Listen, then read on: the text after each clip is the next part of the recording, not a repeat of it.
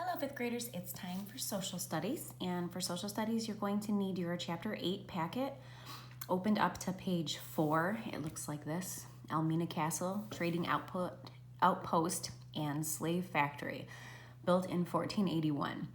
This is the information from the article that this came from. There are a lot of other resources that say 1482, just so you know. Another item that might be helpful for you to have is your textbook. I'll be showing you a map that's in the back of your textbook. So if you wanted to have that handy, then you could look a little bit closer at that map with me when I pull it out.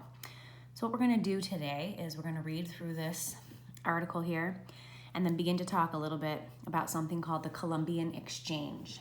So in the previous lessons, we had taken a look at the different exchanges that took place during the time of Columbus's explorations, and we kind of saw the relationship between Columbus and his crew and the natives that already lived there, and saw that they're definitely being taken advantage of. And we're going to continue talking about that through this chapter. This whole chapter is about the slavery that took place. All right, so read along with me in your head. I guess you could read out loud. It wouldn't interrupt anybody. So go ahead. Elmina Castle, Trading Outpost and Slave Factory, built in 1481. 40 years after they began exploring the coast of Africa, the Portuguese began building a trading outpost on Africa's Guinea coast in an area that is now in the country of Ghana. It was near a region where Africans had mined for gold for many years. Permission to build the outpost had been reluctantly given by the chief of a nearby village on the condition that peace and trust be maintained. Now, when they say reluctantly, that means he didn't really want to do it, okay, but he agreed. And just so you can kind of picture where we're at, I'm going to look in the map in the back of your book on page 237, so you can kind of see what I'm talking about here. All right, so this is page 237, and Portugal is right here. It is part of Europe, so these are the European explorers. And then, so here's Europe, Africa's right underneath. And then this is present-day Ghana in here. So that trade post was built in here by Europeans, okay? So they're pretty close in proximity. There's Portugal, and there's Ghana. Okay, so let's continue along. Called Elmina, the mine, it was the first permanent structure south of the Sahara built by Europeans. So this structure is in Africa. It's built by Europeans. And for centuries, it was the largest. It also had the distinction of being the first of many permanent slave factories, trading posts that dealt in slaves. Now in the article, they just say the word slaves. I would really prefer you to say enslaved people, because they're people. That would be built along Africa's western coast. Slaves were typically captured inland and then brought to the outpost on a difficult journey that often lasted many days. Half of all captives did not even make it to the coast. Once there, the slaves would wait in cramped cells, often for long periods of time, until a ship arrived. Elmina Castle saw several owners during the course of slave trade, including the Portuguese, Dutch, and English.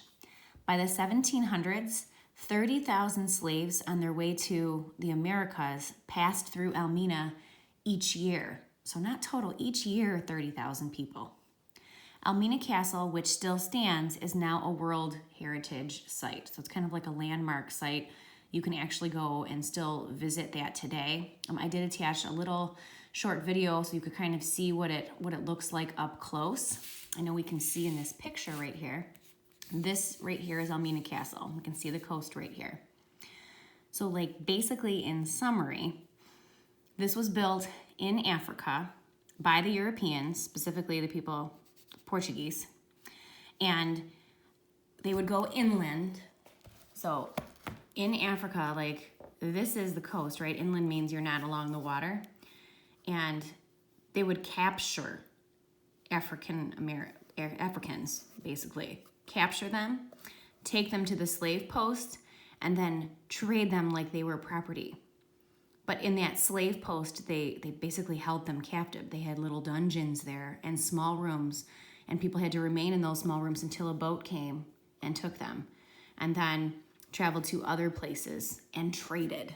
So that's why it's called slave trade. They traded people.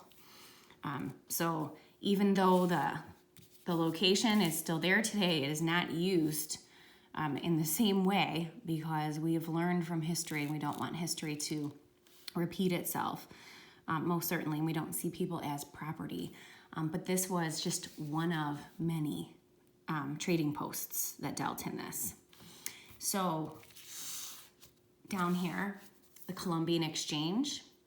Historians often refer to what happened following the voyages of Columbus as the Columbian Exchange.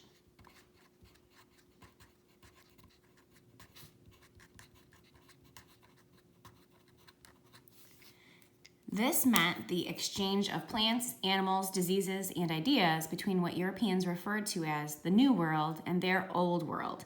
And this had many effects in Europe, the Americas, and Africa, as we're going to see.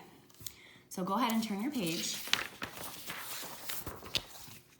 And we're going to talk a little bit about the things that were exchanged. We know that we're seeing that people are exchanged, and we're going to talk a great deal about that as we dive into our chapter 8. This is all kind of just pre-information. But some items that were exchanged. It says here from the New World. Remember, the New World was the Americas.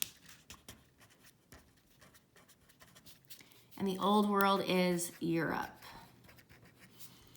And when we say Europe, we're talking about, let me get my map out again, all of these little places in here. So when we say Spain or Portugal, like all of those are included in Europe.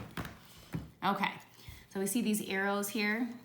So basically, the people like the items from the New World that came to Europe were potatoes, corn, squashes, tomatoes, pumpkins, peanuts, cocoa, pineapples, turkeys, llamas, alpacas, hammocks.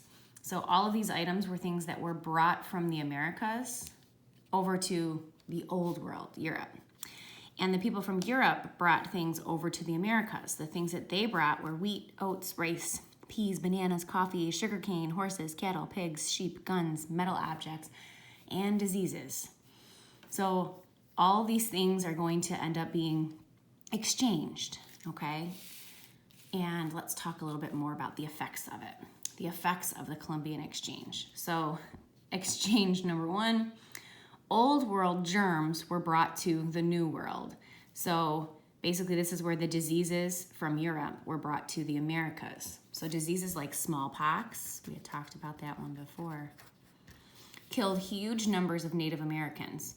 Some Native American societies lost 90% of their population.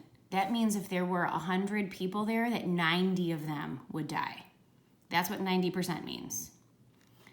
Food crops like corn and potatoes were brought to the Old World. Okay, so from the Americas to Europe, food crops like corn and potatoes were brought. The new food crops resulted in a population boom in Europe. So that means that there were more people who need more resources. All right, another exchange. Cows, sheep, and pigs were brought to the New World. So livestock, cows, sheep, and pigs, ate the grass that supported the animals Native Americans hunted for. And why did Native Americans hunt? Not for sport, they hunted for food. So the cows, sheep, and pigs that were brought to the New World from Europe ate the grass that supported the animals that the Native Americans hunted for food for. So this altered the food chain because those animals didn't have enough food. Livestock ate other native plants, and this disrupted the Native American farming. So even though we might think, oh, it's good, they brought over some new things that they didn't have, this totally changed the way their food chain worked. Horses were brought to the New World. So horses were brought from Europe to the Americas. And horses gave Europeans a strong military advantage over Native Americans. Eventually, Native Americans on the plains used horses to hunt buffalo. So eventually, they ended up using the horses as well. But having the horses gave them a very strong military advantage because you're able to move quickly. All right, another exchange, sugarcane was brought to the New World. So that means it came from Europe to the Americas. This is a big deal. So what happened, because these plantations needed a lot of workers, enslaved Africans were brought to the New World to work on sugar plantations. So basically, this started with the natives being enslaved, and they ended up running out of a people. So then they ended up traveling to the African slave trade post, the one we were just talking about, or like that, and actually traded for people to come and work on the sugar plantations. I know, it makes me feel a little sick to my stomach too. Europeans brought their method of farming. So Europeans brought over their method of farming, and what they did was they cleared large tracts of forested land to plant crops, and weeds were accidentally introduced into the environment. So if you've ever had to go into a garden and pull weeds, we know who to thank. This caused changes in the natural environment. So their method of farming, when they brought it over, introduced weeds, and weeds are not good for crops. They can kind of strangle out the crops and make it more difficult to get a good quality crop. Okay, so we've talked all about the Columbian Exchange, and we're going to end up in our next lesson getting into our chapter. This was all kind of pre what took place before people headed over to trade between Europe, Africa, and the Americas. So we'll get into that next time. Thank you so much for watching.